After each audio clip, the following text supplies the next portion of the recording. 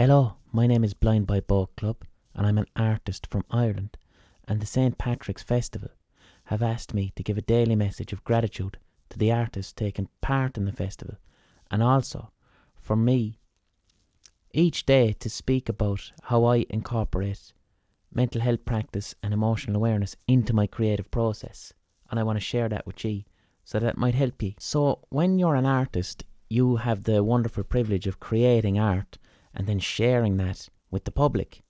And that's a magnificent feeling. But also, when you do that, you enter a contract whereby the public are now allowed to criticise the art that you make. And they can criticise it positively or negatively. So I want to speak about how to navigate both positive and negative critique.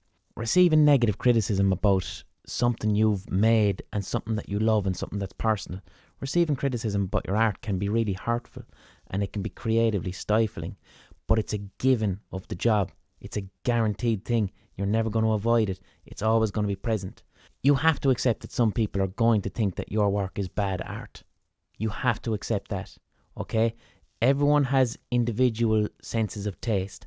Why does negative critique of our own art feel hurtful sometimes?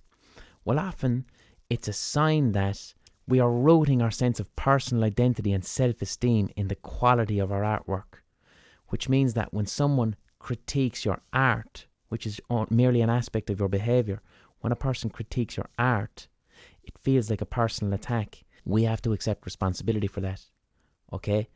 Our art does not define our worth and value as a human being. A good way to navigate it is you have to also not necessarily take positive critique on board. If you release a song or you release a painting or a piece of writing and a load of people on the internet go, "This is class, this is brilliant, oh, I really love it." If you read those comments and then internalize those as meaning, I am now a good person. So you see a bunch of good comments about your art and you go, "Fucking hell, I'm class, I'm brilliant. Aren't I so good? I'm a good boy." If you do that, then the one negative comment that you see is going to cut like knives. You kind of have to learn to walk away from it all. You have to develop an internal locus of evaluation for your own aesthetics. By which I mean, are you making a piece of art that you enjoy? Is it ticking your boxes? If you're doing that, that's the best that you can do. If other people think it's good or bad, fair play to them. It's subjective to them. Now, similarly, with professional critique, what happens when you release a book, a painting, piece of music, a piece of dance, whatever, and then this gets reviewed in the paper by a professional critic? Wow, someone whose job it is to write about art. What happens when they say bad things about your art? Because that's going to happen too. Most importantly, you have to accept, I am a professional artist. I know what I'm doing. So I can take or leave this person's critique.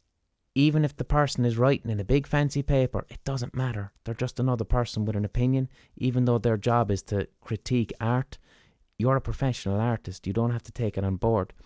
A very simple thing that I do to overcome professional critique, positive or negative, is I simply find a piece of art that I love by another artist. It could be an album, it could be a book, it could be a film. Something that I think is brilliant, that I love, that fills me with joy.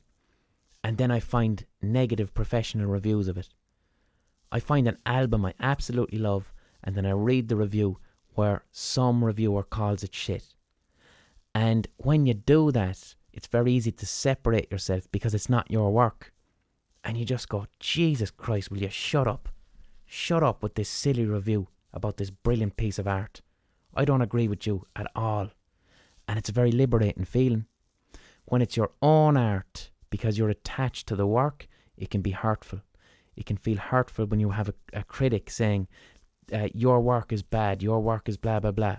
With all critique, lads, positive and negative comments, any type of external praise, they can make your creative space toxic.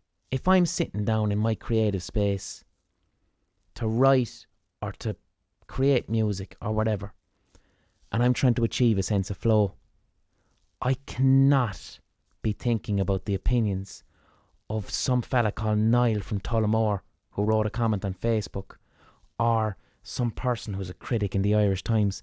I can't allow these people into my creative space. It wouldn't be professional of me to do so. Yort,